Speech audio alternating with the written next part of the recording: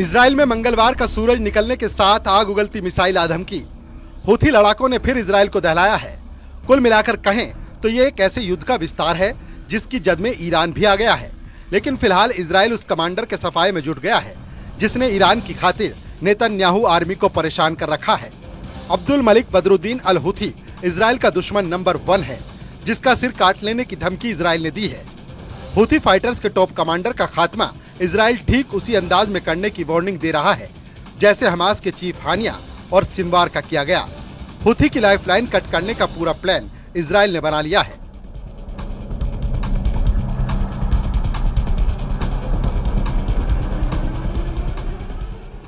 लेकिन इस मिशन की मजबूरी ये है कि हूथी लड़ाकों का हमला रुक नहीं रहा। मिसाइल वही फिलिस्तीन 2 है। कभी दक्षिणी इजराइल तो कभी सेंट्रल इजराइल में मिसाइल अटैक के अलर्ट का सायरन बज रहा है। हूथी फाइटर्स यमन में बैठकर तेल अवीव तक बारूद की बौछार कर रहे हैं। इजराइल हूथी के एक रॉकेट को मारता है तो बादल में 10 रॉकेट आसमान में दिखने लगते हैं। ये युद्ध अब हमास और हिजबुल्लाह से भी ज्यादा विस्फोटक हो चुका है। मंगलवार की सुबह हूथी फाइटर्स ने इजराइल पर जो मिसाइल दागी थी उसे इजराइल में घुसने से पहले ही मार गिराने का दावा नेतन्याहू आर्मी ने किया है। इसे लेकर कुछ तस्वीरें इजराइल के हमले के बाद धुआं हुई हूथी मिसाइल की भी सामने आई हैं।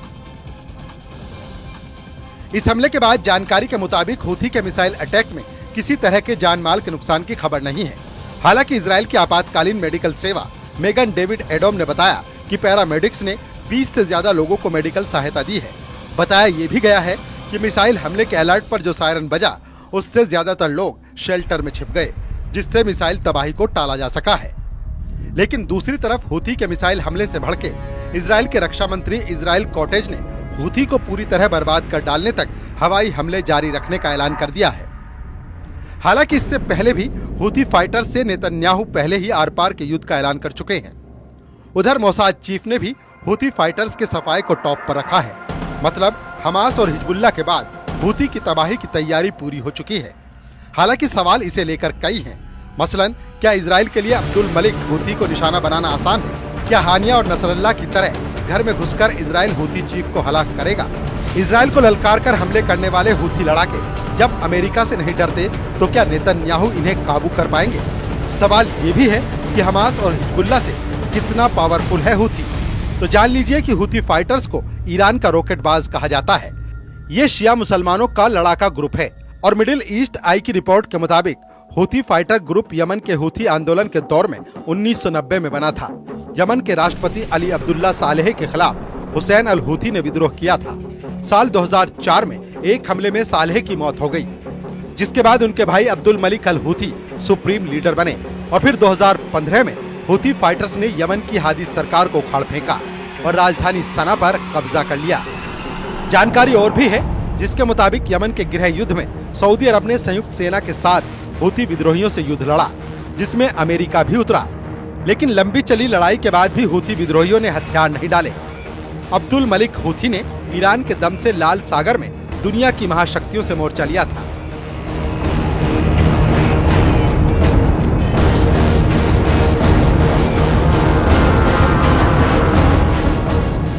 यमन में 1000 साल तक राज करने वाले हूथी लड़ाके हमास इजराइल युद्ध में फाइटर ग्रुप का साथ देते रहे हैं।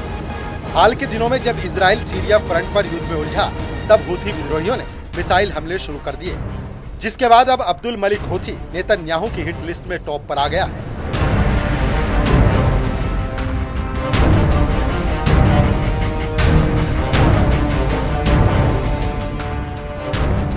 लेकिन अब्दुल मलिक हूथी को मार गिराना इजराइल के मिशन इम्पॉसिबल से कम नहीं है, क्योंकि अब्दुल मलिक हूथी कभी सामने नहीं आता है।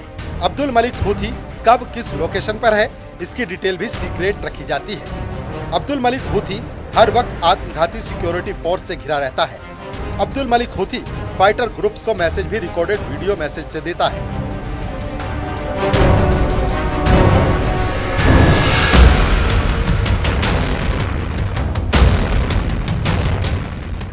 हूथी फाइटर्स को चीफ के सभी ऑर्डर याहिया सरी के जरिए मिलते हैं। और अब देखिए ये तस्वीर। ये बात पर लाल टोपी पहनकर अमेरिका और इजराइल को धमकाने वाला ये याहिया सरी है।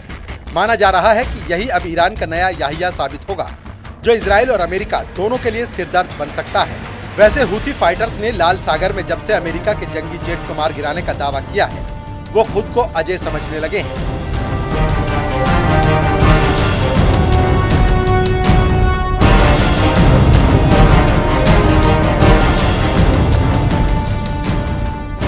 हालांकि इजराइल अपने दुश्मनों का क्या हाल करता है, ये हूथी लड़ाके अच्छी तरह जानते हैं, क्योंकि इजराइल से दुश्मनी करने वाले हमास चीफ इस्माइल हानिया को खौफनाक मौत मिली है।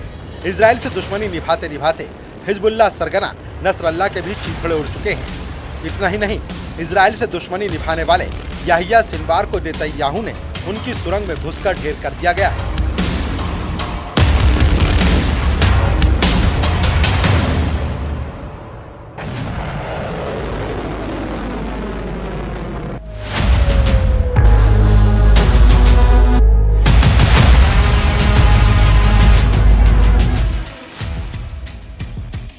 और इसके बाद इजराइल ने अब एक और दुश्मन अब्दुल मलिक हूथी का डेथ वारंट रिलीज कर दिया है।